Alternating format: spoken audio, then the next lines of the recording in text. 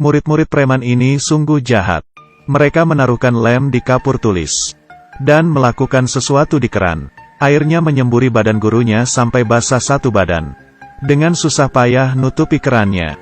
Mengambil handuk untuk lap wajah, wajahnya berubah menjadi begini. Gurunya marah sampai pergi meninggalkan mereka. Rupanya di gagang pintu ada segumpulan kotoran. Setelah sepaket trik dari mereka, gurunya marah sampai nangis. Ini sudah lumayan. Guru sebelumnya emosi sampai bunuh diri lompat dari gedung. Guru ingin ganti kelas.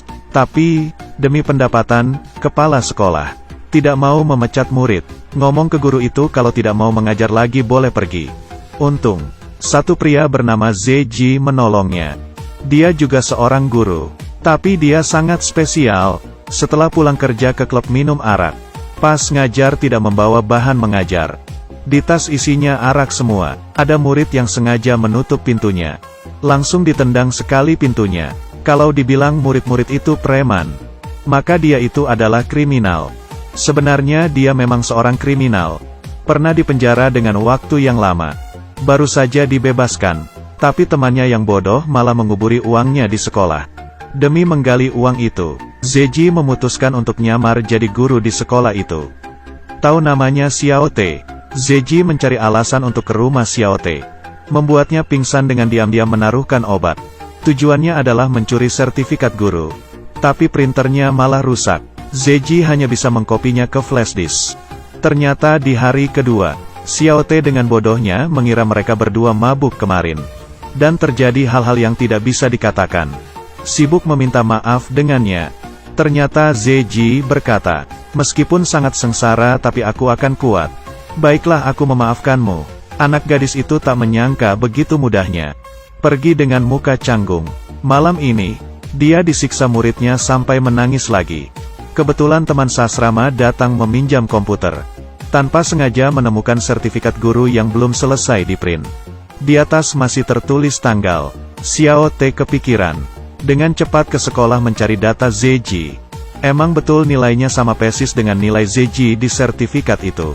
Hari itu tidak terjadi apa-apa, dia sendiri sudah dibodohi. Dia sangat marah, ingin memberitahukan kepada kepala sekolah. Tapi tiba-tiba kepikir, kenapa gak nyuruh dia aja yang ajari murid-murid preman itu? Dengan begini dia sudah bisa lepas dari lautan siksaan. Dan bisa melihat murid-murid mempermainkan ZJ untuk memuaskan diri. Dan kriminal ini bahkan tidak menganggap murid-murid preman ini. Dengan cepat dia menyetujuinya.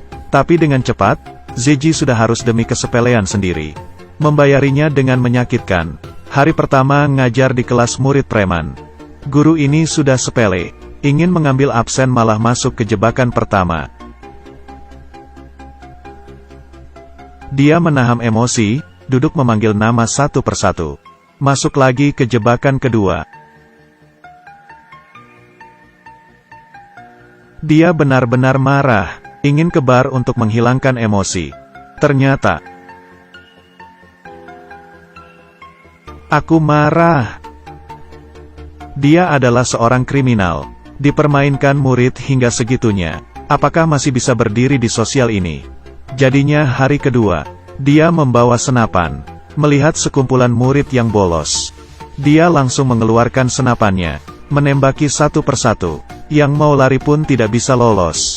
Murid preman memang bisanya diperlakukan secara keras, tidak bisa secara lembut. Satu persatu balik kelas duduk dengan rapi.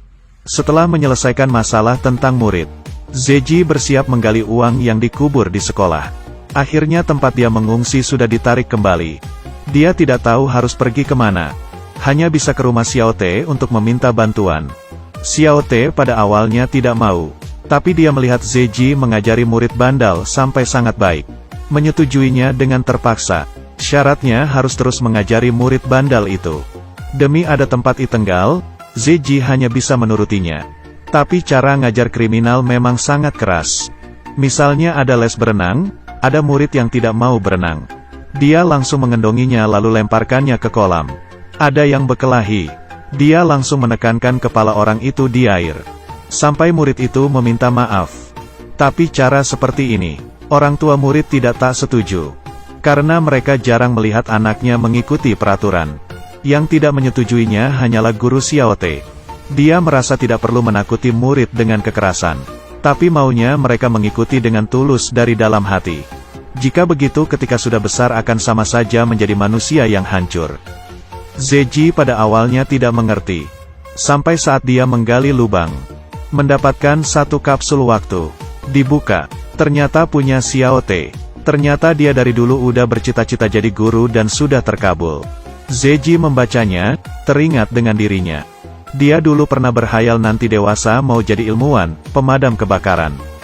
Tapi karena dia anak yatim piatu, gurunya melihat rendah dirinya, sering berkata dirinya tidak berharga. Menyebabkan dia putus sekolah, bergelandangan di jalanan. Sampai akhirnya menjadi seorang kriminal. Memikirkannya, dia meminum araknya. Dan mabuk hingga tertidur di kelas. Dan ini juga membuat dia memutuskan untuk tidak boleh membiarkan muridnya mengulangi jejak kakinya.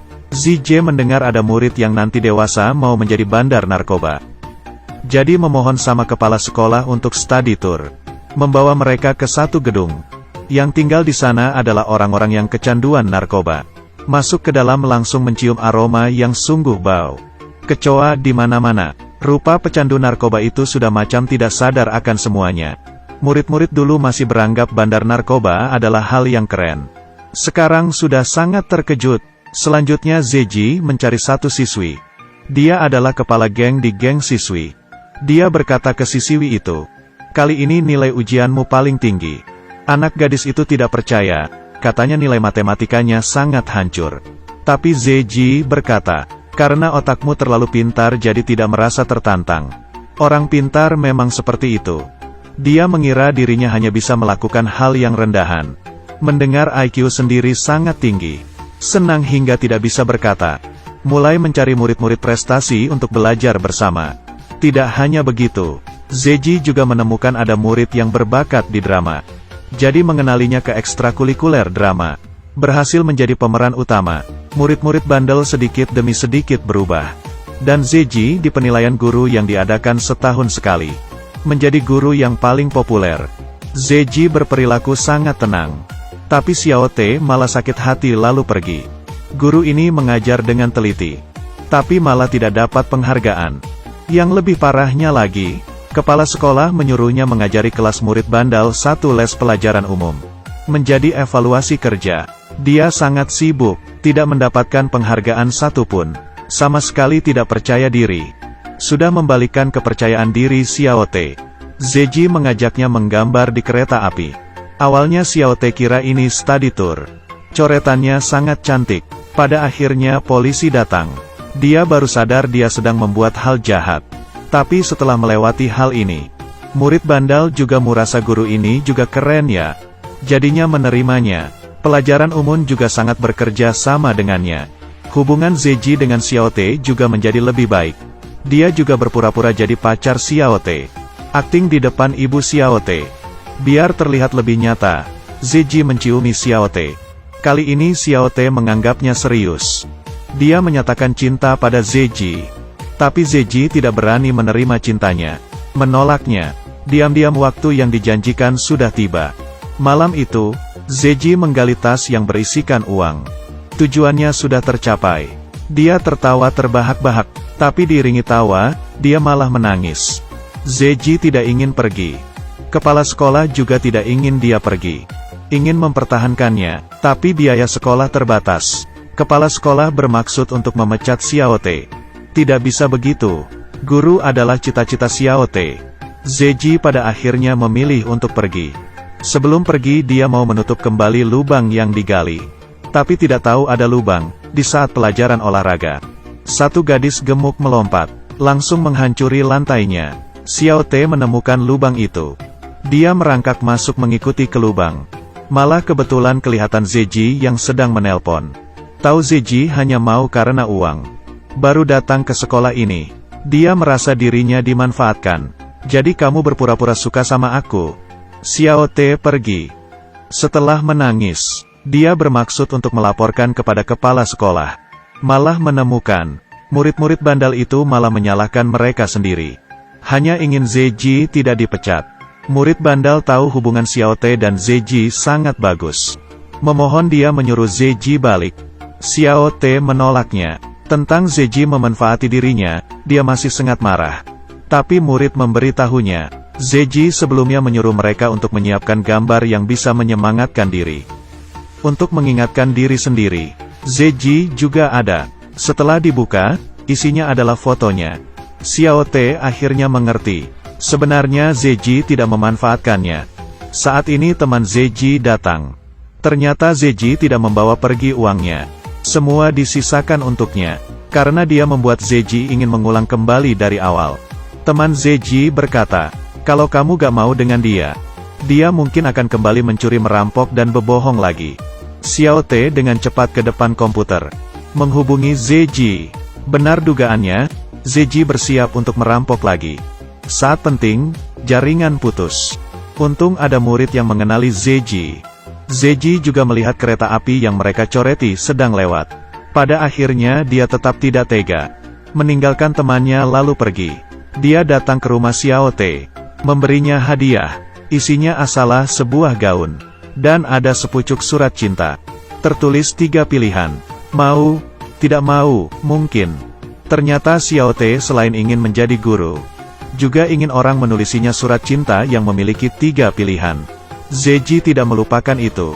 Mereka ke sekolah. Kepala sekolah saat itu sedang mengoreksi kertas ujian murid bandal. Perubahan murid bandal membuatnya sangat terkejut. Dia memutuskan, bagaimanapun harus mempertahankan Zeji. Zeji akhirnya menjadi seorang guru. Dia bukan hanya mengajari murid, tetapi juga mengajari dirinya sendiri. Orang yang bandal, jahat, tidak memiliki pekerjaan yang bagus setelah kembali ke jalan yang benar. Kepada siapapun tidak ada kata telat.